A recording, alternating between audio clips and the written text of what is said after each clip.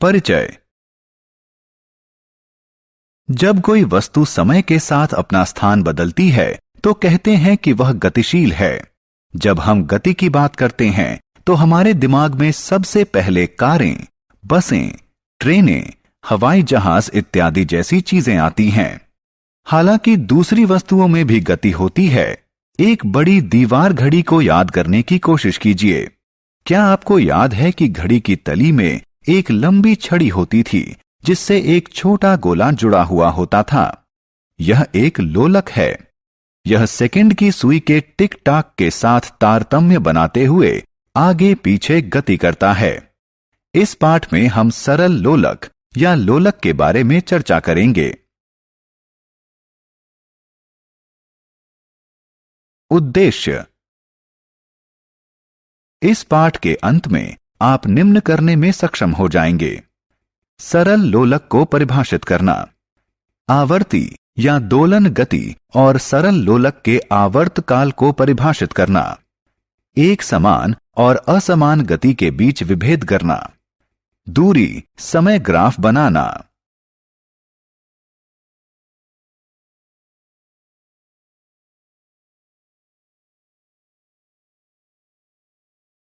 घड़ियां।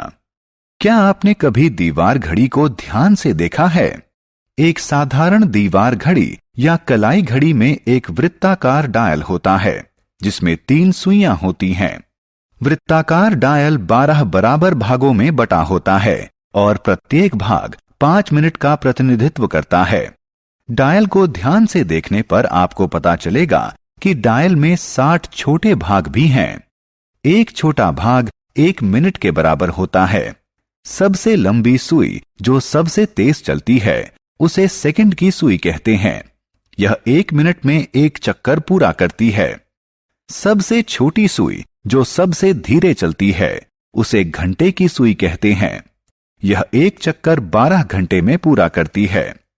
जो सुई घंटे की सुई से बड़ी और सेकंड की सुई से छोटी होती है उसे मिनट की सुई कहते हैं। यह सेकंड की सुई से धीरे लेकिन घंटे की सुई से तेज चलती है। यह एक चक्कर 1 घंटे में पूरा करती है। सरल लोलक। सरल लोलक में धातु के एक छोटे गोले को धागे से बांधकर लटकाया जाता है। धातु के गोले को लोलक का गोलक कहते हैं। धागा जिससे गोलक बंधा होता है वह नीचे की तरफ से खुला होता है और ऊपर के सिरे पर एक स्टैंड से बंधा होता है। जब लोलक गति नहीं कर रहा होता तो कहते हैं कि यह विराम अवस्था में है। विराम अवस्था की स्थिति को लोलक की माध्य स्थिति या साम्य स्थिति भी कहते हैं। सरल लोलक की गति। मान लीजिए कि किसी सरल लोलक का गोलक साम्य स्थिति में है। यदि हम इसे किसी एक तरफ बाएं या दाएं ले जाकर छोड़ दें तो यह इधर उधर गति करने लगता है। किसी सरल लोलक के इधर उधर की गति करने को इसकी आवर्ती गति कहते हैं।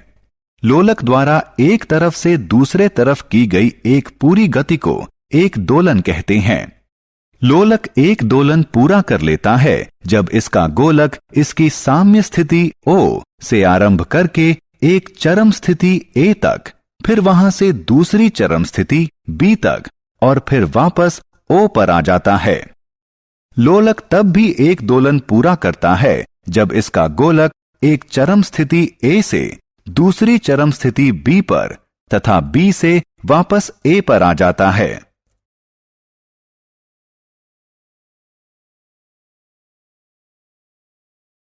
सरल लोलक का आवर्त काल। लोलक द्वारा एक दोलन करने में लिए गए समय को एक आवर्त काल कहते हैं। आप इसकी गणना इस साधारण अभ्यास द्वारा कर सकते हैं। एक सरल लोलक लीजिए, इसे विराम अवस्था में आने दीजिए। साम्य स्थिति को O के रूप में चिन्हित कीजिए। अब गोलक को एक चरम A स्थिति पर ले जाइए और इसकी स्थिति को नीचे की जमीन पर चिन्हित कर लीजिए। विराम घड़ी को चालू करके उसी के साथ साथ गोलक को छोड़ दीजिए। जब गोलक चरम स्थिति A पर वापस आए तो समय दर्ज कर लीजिए। इस गतिविधि को दोहराइए। इस बार माध्य स्थिति O से शुरू कीजिए। लोलक द्वारा O से A से B और फिर B से O तक एक संपूर्ण दोलन में लिए गए समय को दर्ज कर लीजिए। दर्ज किया गया समय एक सरल लोलक का आवर्त काल है।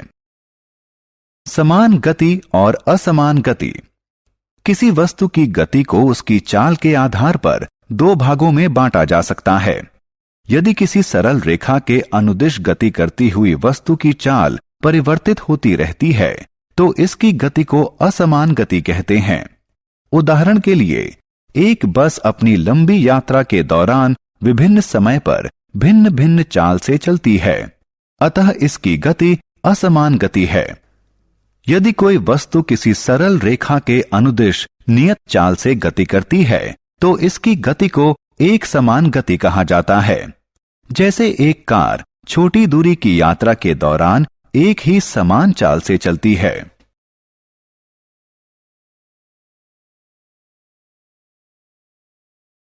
दूरी समय ग्राफ। वस्तु की गति को दूरी समय ग्राफ की सहायता से चित्र के रूप में प्रस्तुत किया जा सकता है।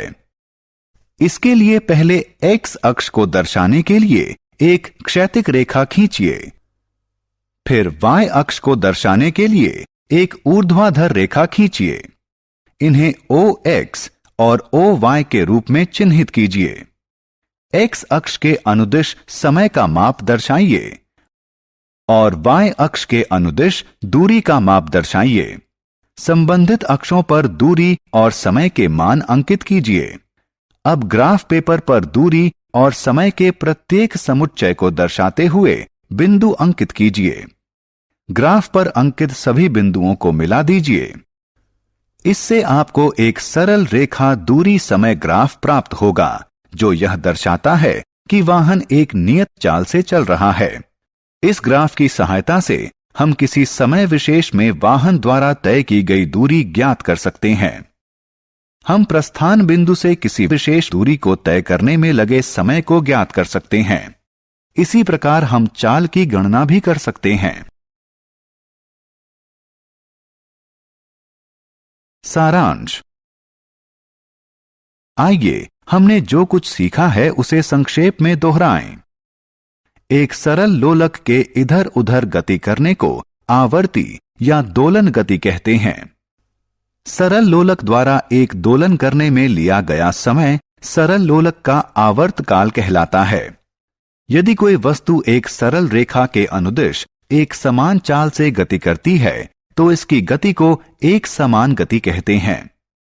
यदि कोई वस्तु एक सरल रेखा के अनुदिश परिवर्तित होती चाल से गति करती है तो इसकी गति को असमान गति कहते हैं। किसी वस्तु की गति को दूरी समय ग्राफ की सहायता से चित्र के रूप में दर्शाया जा सकता है। समान चाल से चल रही वस्तु का दूरी समय ग्राफ एक सरल रेखा होता है।